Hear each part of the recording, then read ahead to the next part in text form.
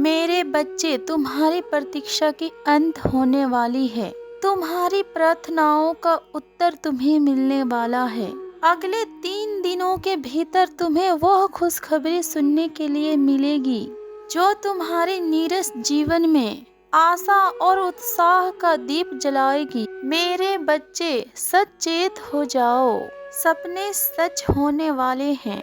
मेहनत सफल होने वाली है। तुम्हारे सभी दुखों का नाश करने मैं स्वयं आ रही हूँ। बहुत रुलाया गया है तुम्हें। कुछ लोगों ने तो तुम्हारे साथ बहुत अन्याय किया है। आज भी वो तुम्हें चोट पहुंचाने के लिए कई प्रकार की क्रियाएं कर रहे हैं। कई बार तुम खुद से ही बहुत परेशान हो जाते हो और कभी कभी तुम कुछ ऐसा बोल जाते हो और कुछ ऐसा कर जाते हो जो कि तुम नहीं करना चाहते।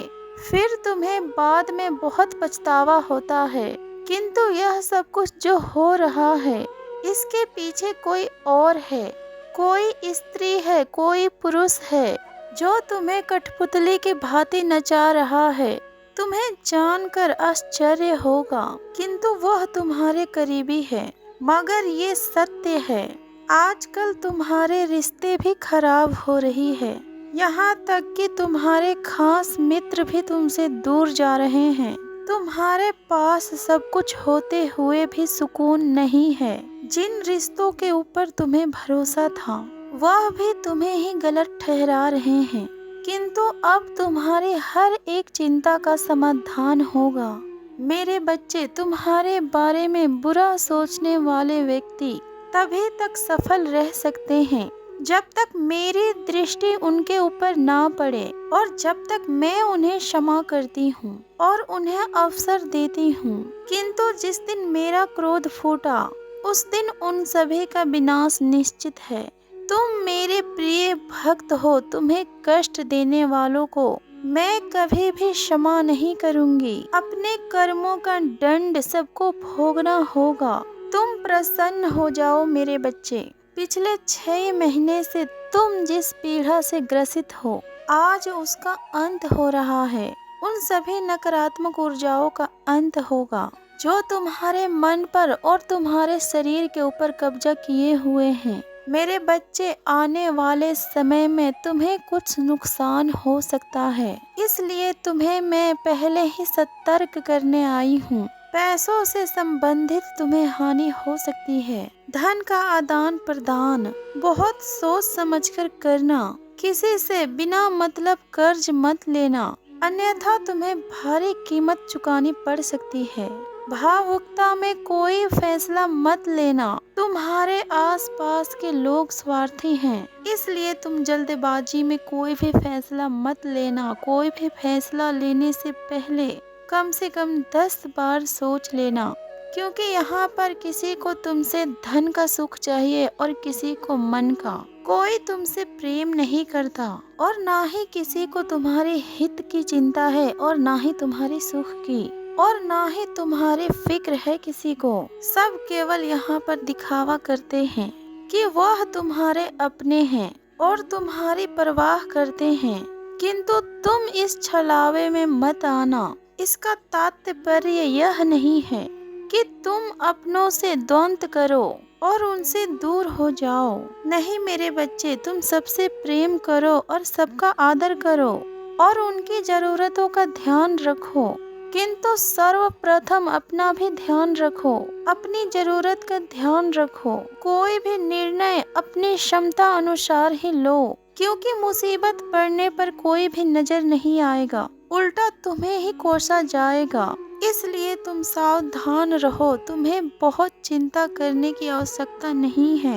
मैं स्वयं तुम्हारे मार्गदर्शन कर रही हूँ। इस समय जो तुम सोच रहे हो और जो निर्णय ले रहे हो, जो महसूस कर रहे हो, तुम्हारे मन में उठने वाली सारी भावनाएं मेरे द्वारा ही प्रदान किया जा रहा है। इसलिए घबराने की अपेक्षा खुद के ऊपर काम करो और मेरी योजना पर भरोसा रखो। मेरी आज्ञा का पालन करो। सब कुछ मुझ पर छोड़ दो। तुम्हारे रोने के और पछतावा करने का दिन अब दूर चले गए। एक नया और सुंदर और खुशियों से भरा हुआ जीवन तुम्हारा इंतजार कर रहा है। उसके स्वागत के लिए तुम तैयार रहो। और मेरे बच्चे, मैं ये भी जानती हूँ कि बहुत सारी शिकायतें हैं तुम्हें मुझसे, और आज तुम्हारी बातें सुनने के लिए ही मैं तुमसे बात करने आई हूँ। मुझे सब कुछ पता है कि तुम्हारे ऊपर क्या बीत रही है। किसी अपने ने तुम्हें छला है, जिसके प्रेम के ऊपर तुम्हें अभिमान है, वही तुम्हारे जीवन का सबसे बड़ा श्राप बन गया है। किंतु तुम डरो मत, जिसने भी तुम्हारे साथ धोखा किया है और छल कपट किया है, उसे मैं कभी भी क्षमा नहीं करूंगी। तुम ये कभी मत सोचना कि तुम्हें बर्बाद कर कर कोई बच जाएगा। मैं जानती हूँ तुम अभी भी ये नहीं चाहते कि उस इंसान को कोई दुख हो और उसे कोई सजा मिले, क्योंकि तुमने उससे सच्चा प्रेम किया था। किंतु कर्मों के लेख से तो स्वयं श्री राम और श्री कृष्ण भी नहीं बच पाए, फिर वो तो एक साधारण से मनुष्य है। मेरे बच्चे, तुम्हें बहुत शिकायत है ना कि हर बार तुम्हारे साथ ही धोखा क्यों होता है। तुम तो हर संबंध को दिल से निभाते हो, फिर लोग तुम्हारे साथ ही गलत क्यों करते हैं। मेरे प्रिय, जो कुछ हुआ उसमें प्रकृति का कोई मंशा थी और तुम्हारी गलती भी। तुम किसी को दोष नहीं दे सकते। मैंने तुम्हें हजारों संकेत दिए थे कि बच्चे संभल जाओ, वह रिश्ता और वह व्यक्ति तुम्हारे लिए ठीक नहीं है, किंतु तुमने मेरे संकेतों को नजरअंदाज किया। मैंने तुमसे कहा था कि जो व्यक्ति तुम्हारा सम्मान नहीं करता, वह तुमसे प्रेम भी नहीं कर सकता, किंतु फिर भी तुम अपने आँखों को बंद करके उसके ऊपर अपना प्रेम लुटाते रहे। मेरे बच्चे, जो हो गया अब उसे भूल जाओ और एक नई शुरुआत करो। जानती हूँ तुम मानसिक और शारीरिक रूप से बहुत कमजोर हो गए हो। अब फिर से नई शुरुआत करने की और नए सपने देखने की हिम्मत नहीं है। तुम फिर भी एक प्रयास करो। तुम अब जीवन के उस केंद्र बिंदु पर हो जहाँ सब कुछ बदलने वाला है। एक सच्चा संबंध तुम्हारे जीवन में प्रवेश करने वाला है। मैं जानती हूँ तुम्हारा मन भीतर से चीख रहा है। तुम भीतर से बिल्कुल टूट गए हो और तुम्हें प्रेम नहीं चाहिए और तुम्हें किसी का भी साथ नहीं चाहिए। किंतु मेरे प्रिय, तुम चाहो या फिर ना चाहो, तुम्हें अपना साथी स्वीकार करना ही होगा, क्योंकि इस व्यक्ति के साथ मिलकर तुम्हें अपने जीवन का उद्देश्यों को पूरा करना है।